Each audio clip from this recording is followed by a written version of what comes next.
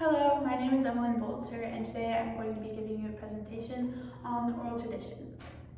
So first of all, my thesis, I'd like to prove that preserving the oral tradition will help modern society not only to understand historic and modern literature, but also to enrich our culture. Here pictured is actually Milman Parry and Albert Lord, and they go on to research the oral tradition and its history and how it's affected modern civilizations and non-literate civilizations. And so they did a lot to help prove a similar theory and thesis to mine. So here's the oral tradition. The Merriam-Webster dictionary actually defines oral tradition as the stories, beliefs, etc. That a group of people shared by telling stories and talking to each other. Gregory Nagy, in his book, Poetry as Performance, claims that composition and performance are aspects of the same process in oral traditions. I'd like to direct you to the picture here. It depicts what I think to be Homer. He is performing one of his poems with lots of emotion. It can be argued that the oral tradition, when in regards to ancient poetry, it's not just the telling of stories and talking, it's so much more. It's performance, connection, and emotion being conveyed to the listeners. When you look at the people, they cling to Homer as he cries out his lines and his story, and the Deuteragonists, they watch with sorrowful, anxious, and appalled expressions even. This oral tradition, this story, it's a performance. It's much more, like I said, it's much more than just telling stories and talking. The purpose that I want to prove and that I want to argue for my thesis, first of all, I think that teaching oral tradition, will be to understand prehistoric and non-literature cultures. It'll also help us understand literature on a fundamental level, and it helps us to compose our own literature even. And it'll also inspire us to pass down and to preserve age-old stories and epics. Examples of these are the Iliad and the Odyssey. Here are just illustrations of these stories, and I think they're rightly called epics because they really were. They were epics, and they teach many lessons, and I think that teaching and expanding on the oral tradition will help preserve these stories and keep them alive for many years to come. So here I'd like to talk about Milman Parry and Albert Lord. So both of them, they were American classicists at professors at Harvard University. Milman Parry was actually Albert Lord's professor, and then when Milman Parry passed away, Albert Lord was able to continue his work and research. They both helped to introduce the oral formulaic theory. And the oral formulaic theory, it consists of many parts, but it mostly utilized the epithets that we find in a lot of Homer's poems. Examples include rosy-fingered dawn or wine-dark sea. These were used to not only be just colorful, artistic adjectives for people or places, but also they were used to fit the metrical requirements for the hexameter that these epic poems used. Both Milman Parry and Albert Lord, they fought for oral poetry to be defined and classified as different than modern poetry. Orally composed and performed poetry, it's much different than modern poetry, which we'll be able to go on and explain. In fact, Albert Lord, he makes the claim that writing destroys the compositional powers of an oral poet.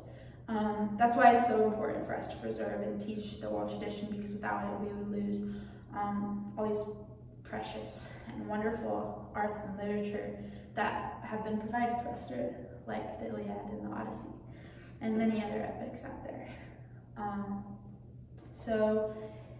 In addition to these things, Milman Parry and Albert Lord, they recorded stories performed by people from then Yugoslavia and Bosnia and Serbia. Here's actually a picture of Albert Lord. He's recording one of the men that would sing these stories for them, and they have a wide selection of recordings online that they made and they saved and preserved. So I want to share with you one of the songs that they recorded called the Song of Baghdad. The full title is actually called Sultan Ibrahim Uzima Baghdad, or the Song of Baghdad. It was recorded in Novi Pazar, a small city in Serbia. The woman that you'll hear singing it, her name is Murat Kurtagic. She's speaking in a Serbian dialect, and the song that we'll listen to, it was recorded by Albert Lord. So here it is, and you'll be able to hear an instrument in the background, and that's how many of these poems were performed even in Homer's time.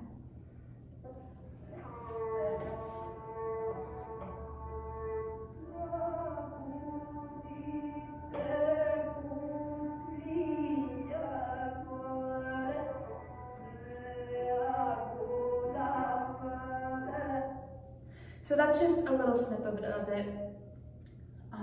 We can't listen to the entire song because it is very long, not comparable to, of course, the Iliad or Odyssey, but many of these poems, they are stories and they are long, as beautiful as they are. So I'd like to move on to the oral tradition and Homer, who was very influential. So the oral tradition is what makes ancient poetry unique from modern poetry, as we said before. Andrew Ford, in his book, Homer, the Poetry of the Past, he states, "What we have in Homer need not be an idea of poetry fundamentally like our own once it has been stripped of its religious and other non-literary aspects. We should allow for this possibility that Homer had a completely non- or pre-literary way of defining that activity." So to summarize, Homer defined the individual art of poetry. He was very influential in creating the differences between those. He set the standard for oral poetry, where then we could grow and create modern poetry that we have now, which is based off of the cultures that have literacy. So yes, he was very influential in that and defining the difference. But to clarify, he was not the first to pioneer oral poetry even. Ford also says, long before Homer, in fact, reaching back to the Indo-European ancestors and the ancient cultures of the Near East, poets had set apart some forms of speech that we now call poetry and had spoken about its nature, its way of proceeding, and even its structure and organization. This shows how the oral tradition extends to prehistoric times, and it supports Perry and Lord's oral formulaic theory, which applied even to the ancient European poets. So to conclude, and to support my thesis, the oral tradition is a crucial part of history, and it needs to be preserved and shared in academic settings earlier and more often, I would like to think. I have been very privileged to be able to research this and learn so much about the oral tradition, because I have learned so much about its importance and its value. I knew that it should be a common conversation earlier in students' academic careers, earlier than college. As much as I appreciated literature in high school, I think I wouldn't have been the only one to benefit learning about the oral tradition, grasping its impact on today's literature. The oral tradition also teaches us the value in learning about history and different cultures. I know I learned a lot about different cultures, not only about Homer's time and his era, but also the cultures that Albert Lord and William Perry were able to research and spend time with and learn and grow with. The argument has been made before about what separates man from animal. I believe that the oral tradition should be a major factor in this argument. Spread throughout history and far more than just talking or sharing stories, the oral tradition is about sharing history, art, culture, and knowledge. So with that, I'd like to conclude my presentation. I hope you enjoyed, and here are the sources that